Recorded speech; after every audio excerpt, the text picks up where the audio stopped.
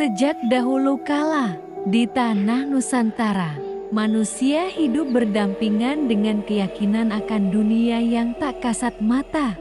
Dari rimba yang lebat hingga lautan yang luas, selalu ada bisikan tentang makhluk yang menghuni kegelapan. Makhluk yang tidak tertulis dalam sejarah resmi, namun tercatat dalam ingatan rakyat, dituturkan dari mulut ke mulut, menjadi bagian dari warisan yang tak pernah hilang.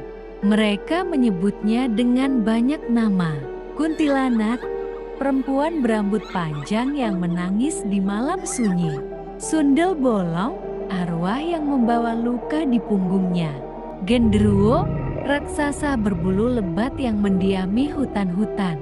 Pocong, jiwa terikat kain kafan yang belum tenang. Leak, menghisap kehidupan dari Bali yang bisa berubah rupa. Palasik, dari Minangkabau, yang mengincar anak-anak tak berdosa. Dan di tanah Jawa, ada sosok yang namanya bergaung di antara bukit dan lembah. Sosok yang dikenal sebagai Wewe Gombel. Ia bukan sekadar cerita untuk menakut-nakuti. Ia adalah legenda. Sebuah kisah yang menempel di ingatan masyarakat dan bertahan berabad-abad lamanya. Malam ini, kita akan menyelami jejaknya, mencari tahu siapa sosok di balik legenda ini. Apakah ia benar-benar ada, mengintai dalam kegelapan, ataukah ia hanya wujud ketakutan yang diciptakan untuk menundukkan anak-anak?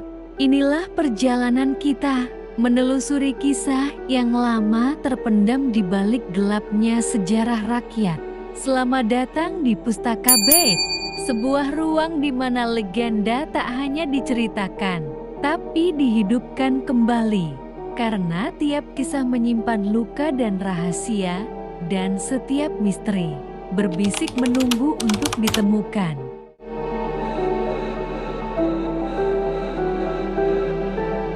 Setiap legenda selalu memiliki asal mula, dan Wewe Gombel tidak terkecuali. Untuk memahami makhluk ini, kita harus kembali jauh ke masa lalu, di tahun 930 Masehi, jauh sebelum masa kolonial. Di lereng Gunung Gombel, berdirilah sebuah pemukiman bernama Desa Waringin Seta. Sekarang adalah bagian dari daerah Semarang. Nama desa itu berasal dari pohon waringin besar yang dianggap sakral, tempat orang-orang desa sering melakukan ritual kuno. Di desa inilah hidup seorang gadis bernama Diah Ratmini. Nama yang indah, namun nasib yang menyertainya justru penuh derita. Sejak kecil, Diah tumbuh sebagai anak yatim piatu. Ketika usianya baru 11 tahun, ia dipaksa menikah dengan seorang pria dewasa oleh keluarganya sendiri. Bukan karena cinta, bukan pula karena restu ilahi, melainkan karena keluarganya terjerat hutang, dan dia dianggap sebagai alat tukar untuk menyelamatkan kehormatan keluarga. Sejak hari itu, masa kecilnya berhenti. Ia tidak pernah lagi merasakan bermain seperti anak-anak lain, tidak pernah belajar membaca atau menulis. Karena sejak kecil, ia sudah menjadi istri dan kelak menjadi sasaran penderitaan. Pernikahannya bukanlah kebahagiaan. Pria yang seharusnya melindunginya justru menjerumuskannya ke dalam jurang nestapa. Ia sering dihina, dipukul, dan dikutuk hanya karena tak kunjung memiliki keturunan. Hinaan itu semakin parah ketika orang-orang desa mulai ikut campur. Mandul, perempuan sial, aib desa.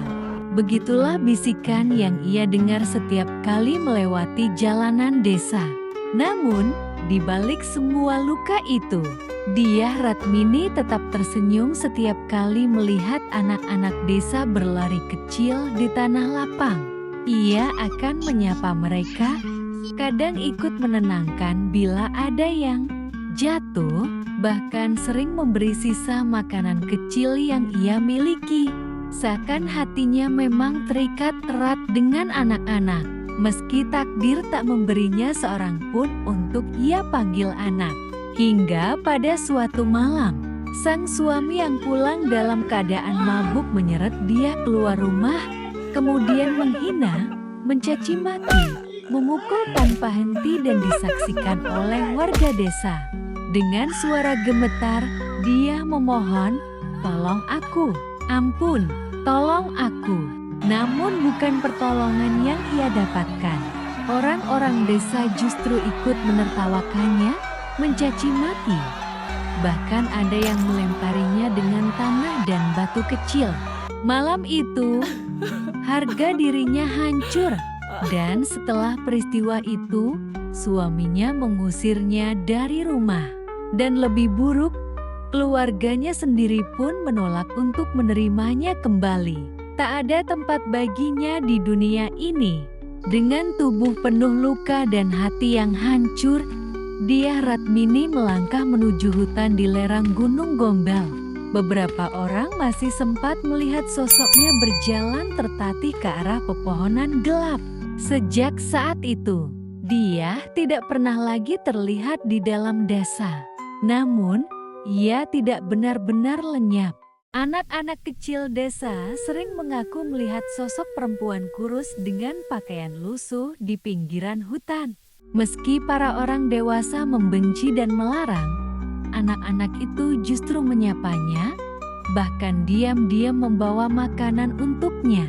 Dia akan tersenyum lembut, membelai kepala mereka, lalu menghilang kembali ke balik rimbun pepohonan. Musim panen silih berganti, generasi demi generasi datang dan pergi. Namun Dyah Ratmini tetap tinggal di hutan itu. Tubuhnya semakin rapuh, rambutnya memutih, panjang dan kusut. Wajahnya dipenuhi keriput, hingga tak terasa 60 tahun berlalu. Di usia senjanya, ia hidup sendirian, terabaikan, dan dilupakan dunia. Hingga pada akhirnya, tidak ada yang pernah melihatnya lagi.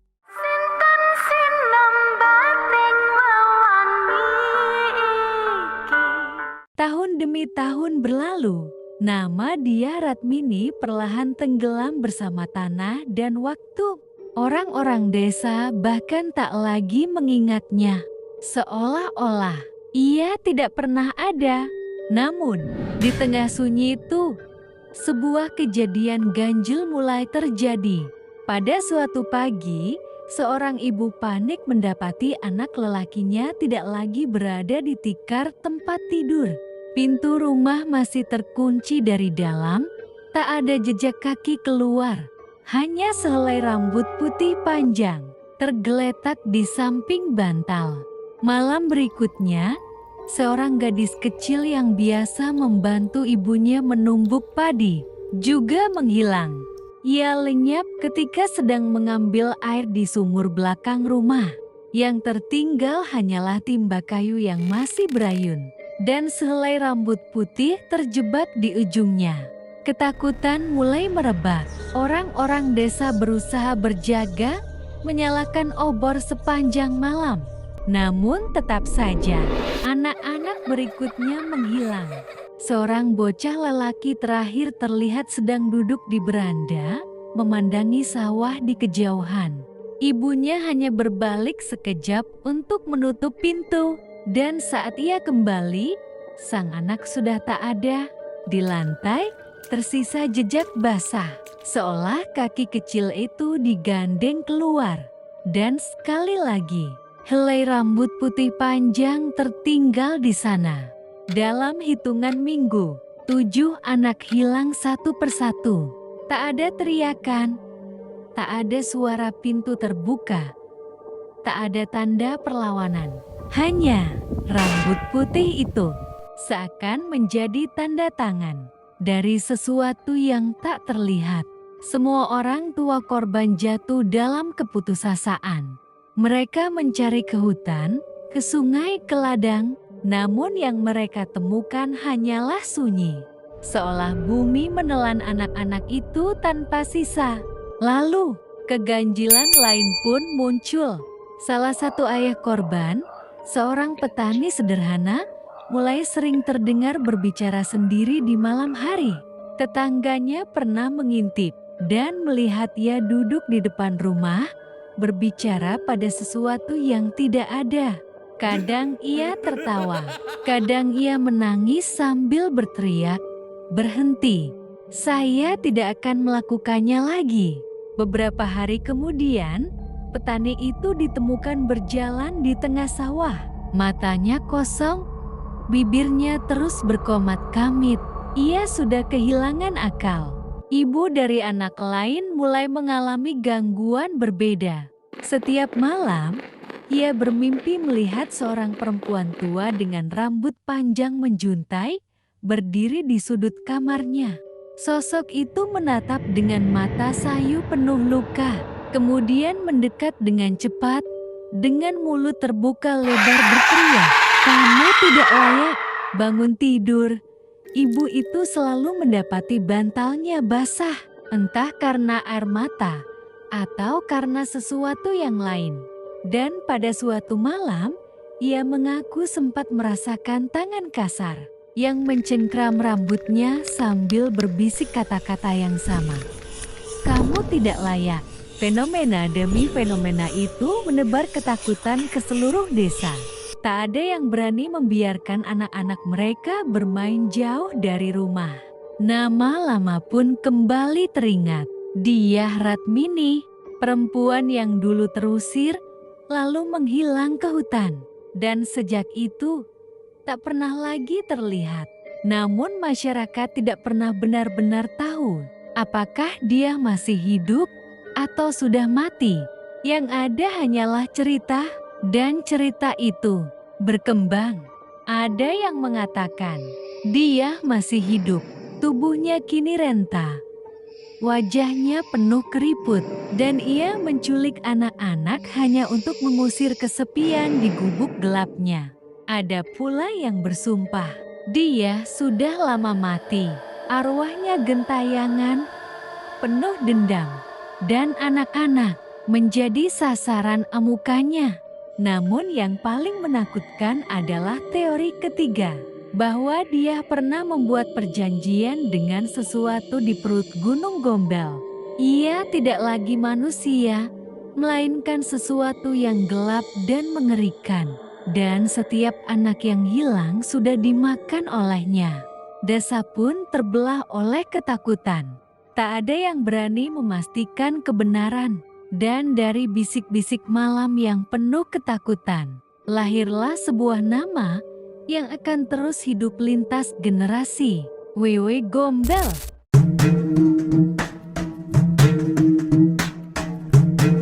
Suasana desa di lereng Gunung Gombel berubah mencekam. Setelah anak ketujuh menghilang tanpa jejak, penduduk akhirnya sepakat melakukan pencarian besar-besaran. Malam itu, suara kentongan bertalu, obor dinyalakan. Puluhan orang berbondong-bondong menuju hutan. Wajah mereka pucat, dipenuhi rasa takut. Mereka membawa parang, bambu runcing, bahkan kayu bakar. Bukan untuk melawan binatang, melainkan sesuatu yang bahkan mereka sendiri tidak yakin apa yang sedang terjadi. Namun begitu kaki melangkah masuk ke hutan, suasana berubah. Kabut turun menyelimuti hutan. Cahaya obor redup, tercekik. Suara jangkrik mendadak hilang, digantikan hening yang menusuk telinga. Lalu terdengar suara samar, lantunan lirih, seperti tembang pengantar tidur, mengalun pelan dari balik pepohonan seolah bergema di seluruh hutan.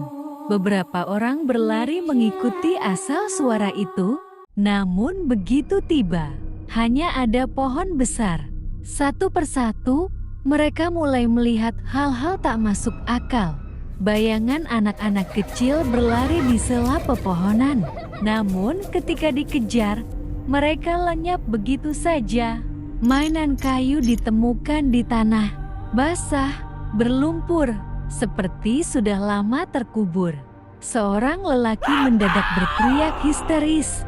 Katanya, ada tangan kecil menarik pundaknya dari belakang. Namun saat ia menoleh, tak ada siapapun. Dan di saat ketegangan memuncak, tiba-tiba terdengar suara tawa. Tawa perempuan, berat, nyaring, bergaung di antara pepohonan. Kabut terbelah, dan di sanalah mereka melihatnya. Sosok tinggi, dengan rambut kusut panjang menjuntai. Matanya gelap dan hampa, dan dari tubuhnya menjulur payudara panjang, menggantung hingga ke tanah. Ia berdiri di atas dahan pohon, menunduk, menatap para pencari dengan senyum yang mengerikan. Beberapa orang menjatuhkan obor, menjerit, lalu lari dengan panik. Namun sebagian terperangah, tak bisa menggerakkan tubuh. Sosok itu hanya diam, lalu mengangkat tangannya perlahan, menunjuk sesuatu di kejauhan.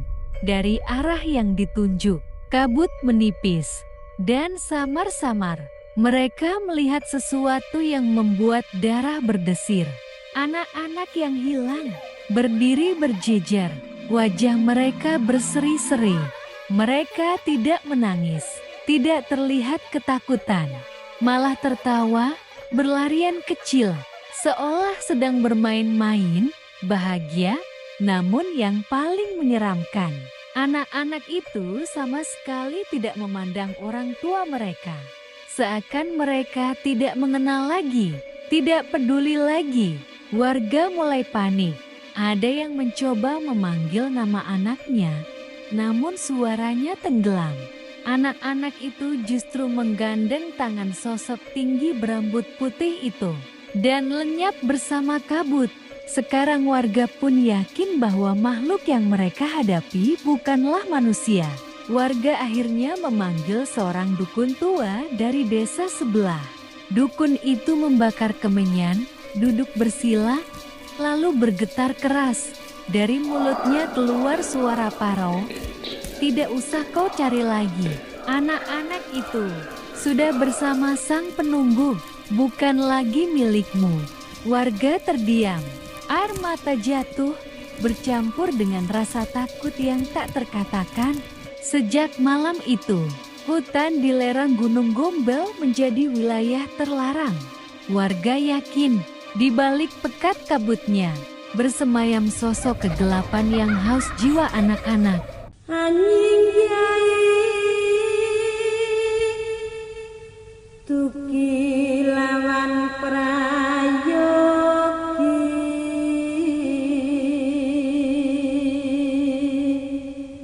Meskipun pencarian dihentikan, ketakutan tidak pernah benar-benar hilang. Justru, sejak saat itu, teror perlahan merayap masuk ke dalam rumah-rumah warga. Awalnya, gangguan datang halus. Seorang ibu terbangun tengah malam, mendengar suara anaknya tertawa pelan di depan rumah. Namun ketika pintu dibuka, tak ada siapa-siapa. Hanya angin dingin yang menyusup, membawa bau anyir yang tak dikenal. Di rumah lain, seorang bapak mendengar ketukan pelan di jendela kamar anaknya. Ketukan itu terus berulang, seperti ada yang memanggil. Tapi ketika jendela dibuka, hanya kegelapan pekat menyambut. Dan dari kejauhan, terdengar sayup nyanyian lirih, seperti tembang pengantar tidur. Malam-malam berikutnya, teror semakin jelas. Ada yang bersumpah melihat sosok perempuan berambut panjang berdiri di atap rumah. Matanya gelap dan dalam. Dan dari tubuhnya menjuntai sesuatu. Panjang, pucat, seperti payudara yang menggantung hingga ke tanah. Ia hanya menatap, lalu menghilang secepat kabut. Warga makin resah. Mereka yakin Wewe Gombel bukan hanya bersemayam di hutan. Ia kini sudah memasuki desa, mengintai, mengawasi, dan mungkin mencari korban berikutnya. Ironisnya, di sela teror itu, beberapa orang tua mendengar suara anak mereka. Ada yang merasa anaknya berlari di halaman, tertawa riang. Ada yang mendengar panggilan lembut, seolah anak itu masih berada di dekatnya. Namun setiap dicari, suara itu menghilang begitu saja. Seolah Wewe Gombel sengaja mempermainkan hati mereka, membiarkan harapan hidup sekejap, lalu mencabiknya kembali dengan keputusasaan. Tak sanggup lagi menahan teror, warga akhirnya sepakat menggelar ritual penolak bala besar-besaran di alun-alun desa. Obor dipasang mengelilingi lapangan, dupa dan kemenyan dibakar hingga asap mengepul ke langit. Seorang dukun tua memimpin doa-doa dengan suara bergetar, sementara warga berbaris membawa sesaji, memohon agar makhluk itu menjauh. Namun di puncak ritual, suasana mendadak berubah. Kabut tebal turun, menelan cahaya obor. Angin berhembus kencang, mendinginkan udara hingga menusuk ke tulang. Dan saat itulah, dari balik kabut, muncul sosok wanita tua keriput, rambut panjang kusut menjuntai ke tanah. Matanya gelap dan hampa, wajahnya penuh kebencian. Dari tubuhnya tergantung payudara panjang yang menyeret tanah basah. Tapi yang membuat warga tercekat bukan hanya sosoknya. Di sekeliling Wewe Gombel, tampak anak-anak yang selama ini hilang. Mereka berlari kecil, tertawa riang. Wajahnya penuh kebahagiaan, seolah sedang dijaga oleh seorang ibu. Pemandangan itu menyesakkan dada bagi orang tua yang menyaksikan. Air mata jatuh tanpa bisa ditahan karena anak-anak mereka tampak begitu hidup, namun berada di sisi makhluk yang menakutkan. Sosok Wewe Gombel menatap warga dengan tajam, seakan memberi peringatan, "Anak-anak ini milikku sekarang." Sejak malam itu, desa kecil itu berubah. Orang-orang tak lagi berani keluar selepas senja. Pintu rumah dikunci rapat, jendela dipalang. Namun tetap saja, bayangan mencekam terus menghantui. Nama Wewe Gombel tak lagi terdengar di desa itu. Bukan karena terlupakan, melainkan karena ketakutan untuk menyebut namanya.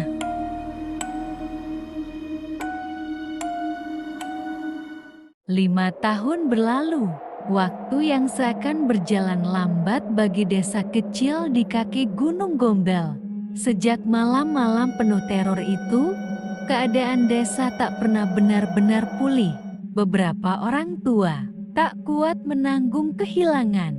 Ada yang jatuh sakit, ada yang mendadak gila, tertawa, lalu menangis sendiri, seolah mendengar suara yang tak didengar orang lain.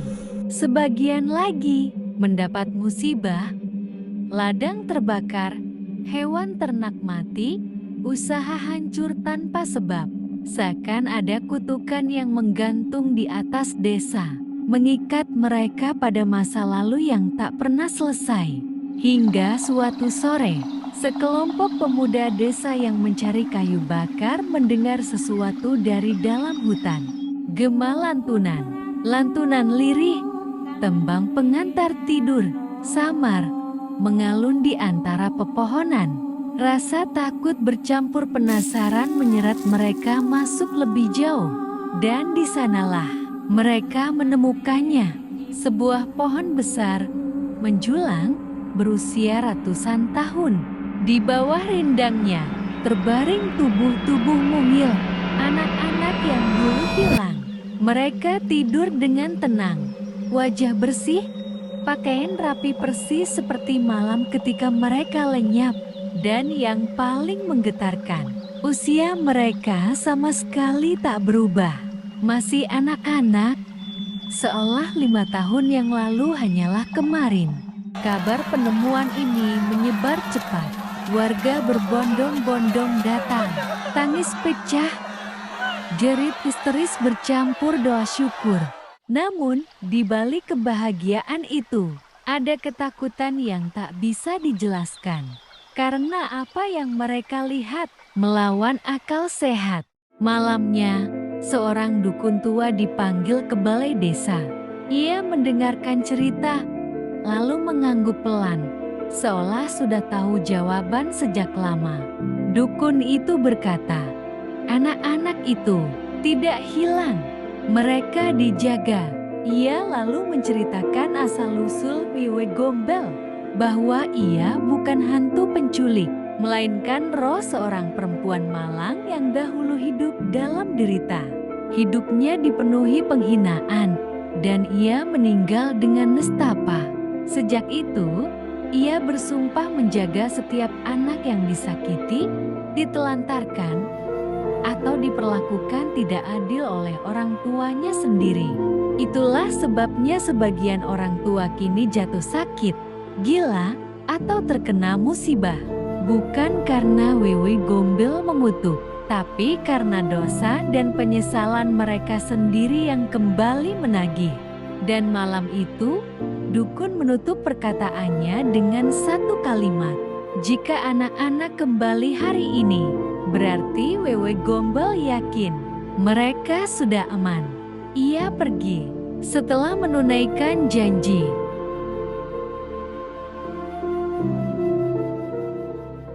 Tahun demi tahun berlalu sejak anak-anak itu ditemukan. Desa perlahan kembali berjalan seperti sedia kala. Ladang kembali ditanami, pasar kembali ramai, dan suara tawa terdengar lagi di antara rumah-rumah kayu.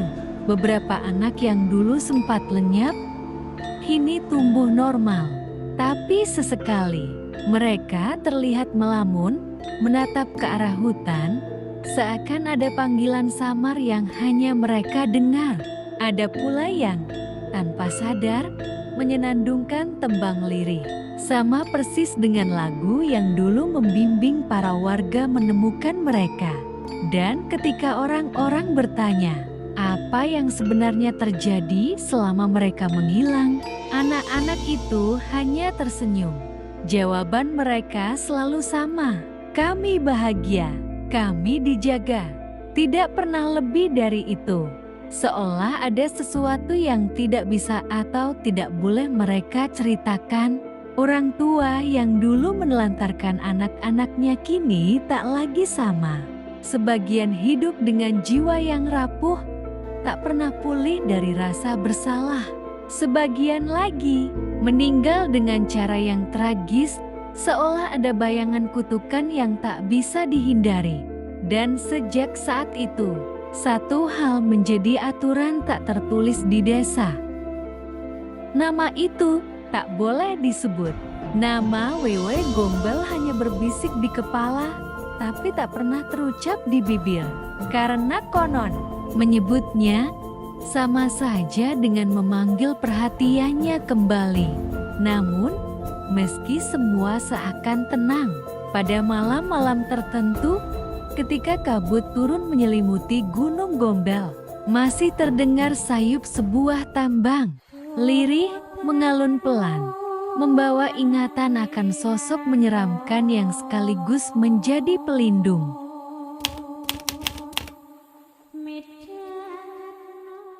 Dari masa ke masa, kisah entiti perempuan misterius selalu muncul. Polanya hampir selalu sama. Perempuan tua, menyeramkan, muncul di malam hari, selalu berhubungan dengan anak-anak. Di Gunung Gombel, ada Diah Ratmini. Bagi siapapun yang berani mendekat, sosoknya menakutkan. Tetapi bagi anak-anak yang malang, ia adalah pelindung yang tak terlihat. Di belahan dunia lain, kisah serupa muncul. La Llorona di Amerika Latin, arwah perempuan yang menangis karena kehilangan anak, muncul membawa atau menjaga anak-anak di malam hari. Di Jepang, Yamauba, nenek pegunungan dengan rambut kusut, muncul menakut-nakuti anak-anak tersesat, namun juga memberi perlindungan bagi mereka yang malang. Polanya selalu sama, menakutkan tapi melindungi. Makhluk-makhluk ini muncul di saat anak-anak berada dalam bahaya, seolah memutus rantai penderitaan mereka. Dan entah dimanapun, anak-anak itu tetap aman di tangan mereka.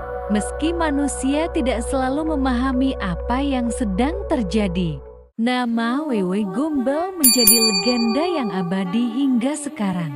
Di malam-malam kabut menutupi hutan di kaki Gunung Gombel, akan terdengar lantunan tembang pengantar tidur yang samar. Seolah mengingatkan, sosok itu masih ada, menunggu, mengawasi, melindungi, dan muncul bila ada anak yang malang membutuhkan perlindungan lagi. Dan di seluruh dunia, kisah-kisah serupa terus muncul, menandakan satu kemungkinan yang menakutkan sekaligus menenangkan. Apakah Dyah Ratmini hanyalah satu sosok legendaris dari Gunung Gombel? Ataukah di setiap belahan dunia ada lebih banyak makhluk serupa yang menakutkan tapi menjaga anak-anak yang tak pernah beruntung? Satu hal pasti, dari masa ke masa selalu ada kisah tragis. Dan dari setiap tragedi, mungkin akan muncul sesuatu yang menunggu di sudut gelap dunia. Diam, tapi tak pernah hilang.